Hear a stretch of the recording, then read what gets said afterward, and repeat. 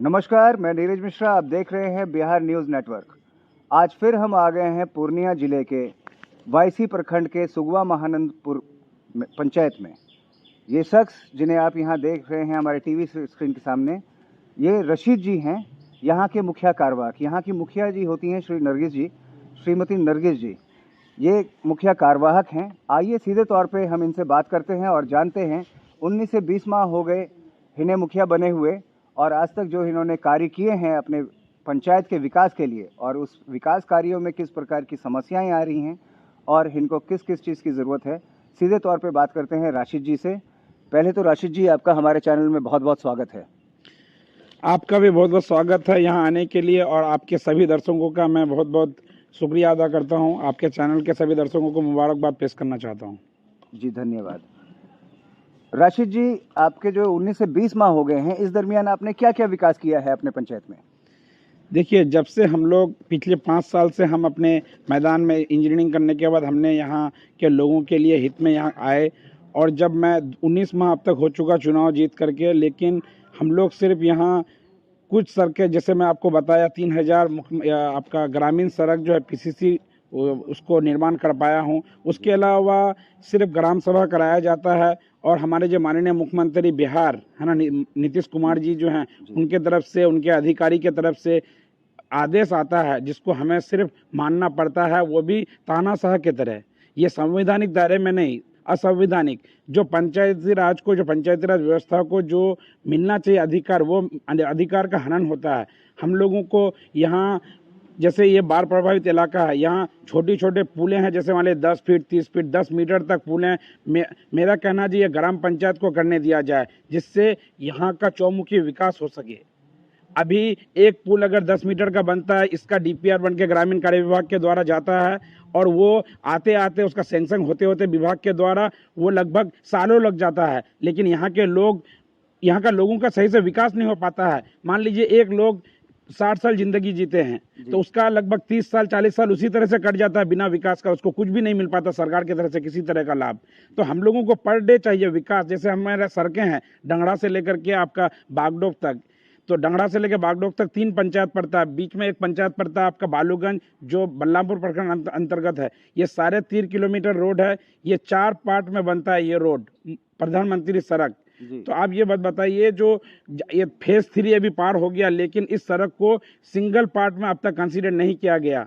हम लोग कभी भी जब से पैदा हुए हैं आज तक हम लोग ये नहीं जान पाए, जो हम लोग कैसे यहाँ से, इस जगह से, आपका चटांगी हाट से लेके, मेरा घर चटांगी हाट में है, वार्ड नंबर 1 में, यहाँ से, या हम आपका जो पंचायत के अंतिम छोर बद्दू टोला, या आपका डंगड़ा जो नेशनल हाईवे है, इस जगह को हम अब तक सही तरीके से सफ़र कंप्लीट नहीं कर पाए हैं। सही तरीके से मेरा आवाजाही नहीं हो पाता हमारा। आप सोचिए, यहाँ एक अस्पताल, अभी अस्पताल का बिल्डिंग बना है, लेकिन किसी तरह का कोई डॉक्टर का सुविधा नहीं है। और जहाँ तक आप बात करिएगा, जो सरकारें जो है स्वास्थ्य विभाग के बारे में बातें कर रहे हैं, हर साल अभी बड़ा भवनें बन रही है। भवन बनने से नहीं होता है, आपका उसमें मूल रूप से ये सुविधा होनी चाहिए, डॉक्टरों का उपस्थिति होना चाहिए। लेकिन ये सब चीज़ तो नदारत है। जिस तरह स्कूल के बारे में बात कर लीजिए, प्राथमिक विद्यालय मेरे पंचायत में 5 से 6 प्राथमिक विद्यालय है, 3 मिडिल स्कूल है, 1 हाई स्कूल है, लेकिन इसमें आपका शिक्षक का जो है अनुपात है वो काफ़ी कम है। 30% आप सोचिए, जो एक्चुअल होना चाहिए उसका 30% ही है। तो इस सब समस्या से हम लोग जूझ रहे हैं। और एक जो मुख्य समस्या है वो डीलरों की मुख्य समस्या है। डीलर आपको बता रहे हैं, जैसे मान लीजिए, जो आज माननीय प्रधानमंत्री जी अभी पिछले आपका 1 जनवरी से राशन फ्री कर दिया है। लेकिन आपका राशन फ्री कर देने से नहीं होता है, लोगों को 3-3 किलोमीटर दूर जाकर के राशन लेना पड़ता है डीलरों के पास। मेरे पंचायत में 3 रिक्तियां हैं, लेकिन हम लोग आपका पंचायत समिति की बैठक को डीएम से मिलकर अब तक कई बार इसके बारे दे चुके हैं। लेकिन यहाँ से सर्वे करके जब हम लोग अनुमंडल पदाधिकारी को पूछे, जो 22 उनको पूछे, कई अनुमंडल पदाधिकारी चले गया, लेकिन इसके बारे सिर्फ वहां जिला तक रिपोर्ट गया। अब तक इसके बारे कोई विज्ञापन नहीं निकाला, अब तक बहाली नहीं हो रही है। अगर डीलरों की बहाली हो जाए, मेरे बगल में पुरानागंज पंचायत है, उसमें सिर्फ 1 डीलर है। अब बताइए, आबादी लगभग 30,000 है, लेकिन 1 डीलर है। अब बताइए, लोगों को वहाँ 5-5 किलोमीटर दूर जाना पड़ता है। तो आप अगर मुफ्त राशन की सुविधाओं के बारे में बात कर रहे हैं, तो मुफ्त राशन, आपको घर में मुफ्त राशन मिलना चाहिए। मेरा तो कहना है, जो द्वारे सरकार जो बंगाल में चलता है उस तरह से सरकार चलनी चाहिए यहाँ। जी जी। तो अभी डीलरों की बहाली अभी सख्त अभी ज़रूरत है यहाँ। जी, डीलरों के लिए जो आप लोगों ने लिख के दिया, यानी कि अधिकारी पदाधिकारी आप लोगों की बात नहीं सुनते हैं। जी। मुखिया जी, एक बात करते हैं, आपके यहाँ पे जो आपने बताया कि 13 वार्ड हैं और यहाँ 13 नल जल के टावर लगे हुए हैं, तो ये नल जल की क्या स्थिति है आपके यहाँ? देखिए, अगर सही मायने में मेरे से अगर आपको अभी ये सवाल कर रहे हैं, जी। है ना, तो मैं आपको कहूँगा जो मैं अभी ये नल जल की सुविधाओं से जब से ये लागू हुआ है, जी। तब से मैं वंचित हूँ। मैं एक मुखिया प्रतिनिधि हूँ, लेकिन मैं खुद वंचित हूँ, मेरा परिवार वंचित है। अब तक आज तक नल में पानी नहीं देखे हम लोग। तो ये आप देखिए, ये बहुत ही अफसोस और बहुत ही शर्मनाक बात है, बहुत ही शर्म की बात है। तो हम लोग एग्जीक्यूटिव इंजीनियर है ना, अफजल, उस वक्त अनीस अफजल जी थे एग्जीक्यूटिव इंजीनियर आपका जो जल नल योजना का जो है ना। तो लेकिन ये जब आए, जब हम उनको शिकायत किए, जब वो आए, दौरा भी करवाए, तो 9 नया प्लांट का एस्टीमेट आज से लगभग 2 साल पहले जा चुका है। जब हम लोग शुरुआत में मुखिया चुन करके आए थे, उसी वक्त हम लोग इस चीज़ का उजागर किए थे, लेकिन आज तक इसी तरह से विभाग में पड़ा हुआ है। अब अगर वो 9 प्लांट अगर अब तक सैंक्शन हो जाता तो कुछ लोगों को सुविधाएं अब तक प्राप्त हो सकती थी। इसी तरह से एक दूसरा ड्रीम प्रोजेक्ट सोलर लाइट का निकाला है हमारे मुख्यमंत्री जी ने, क्या वो सक्सेस रहेगा? देखिए, सक्सेस इसलिए नहीं रहेगा, आप जल नल योजना को देख लीजिए। अगर जल नल योजना वार्ड क्रियान्वयन समिति के द्वारा अगर इसको स्थापित किया जाता, तो क्या होता, जो वार्ड क्रियान्वयन पर वार्ड सदस्य रहता, अगर किसी भी समस्या होती तो लोग जाके उसके घर में जाकर के धरना दे सकते थे। लेकिन आप बताइए, पटना का ठेकेदार आके जब यहाँ उसको स्थापित करने का कोशिश कर रहा है या उसके द्वारा किया जा रहा है, तो वो आम आदमी कहाँ जाके पकड़ेगा? आप बताइए, इसको मुखिया को जो है ना, ग्राम पंचायत के मुखिया को इससे काफी दूरी बना के रखा हुआ है, और अच्छा, विधायक और सांसद को इससे मतलब है नहीं जी। तो बताइए यहाँ का लोगों का क्या होगा? सिर्फ आता है, फरमान एकदम करके चले जाता है, और इसका खाना पूर्ति, टोटल भ्रष्टाचार। जी, आप हमारे चैनल के माध्यम से श्रीमान मुख्यमंत्री जी नीतीश कुमार जी और पंचायती राज मंत्री गौतम मुरारी प्रसाद गौतम जी से कुछ कहना चाहेंगे? बिल्कुल कहना चाहेंगे। मैं तो हमारे जो जितने भी मंत्री हैं और माननीय मुख्यमंत्री नीतीश कुमार जी से भी, माननीय उप मुख्यमंत्री तेजस्वी यादव जी से भी मैं कहना चाहूँगा, जो हमारा सीमांचल बाढ़ से काफ़ी प्रभावित है, इस हम लोगों का बदहाली को थोड़ा सा देखिए। और जो एक रोड हमारा समस्या ज़्यादातर रोड की समस्याएं हैं।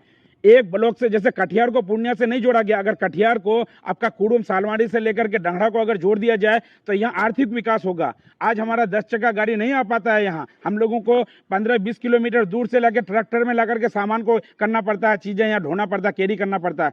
तो मैं ये बातें सबसे पहले कहूँगा। दूसरी बातें, जो आपका जो पंचायत सरकार भवन बनना है, तो पंचायत का हनन क्यों किया जा रहा है? जिस तरह आप लोकसभा चला रहे हैं, मतलब माननीय मुख्यमंत्री आपका बता रहे, माननीय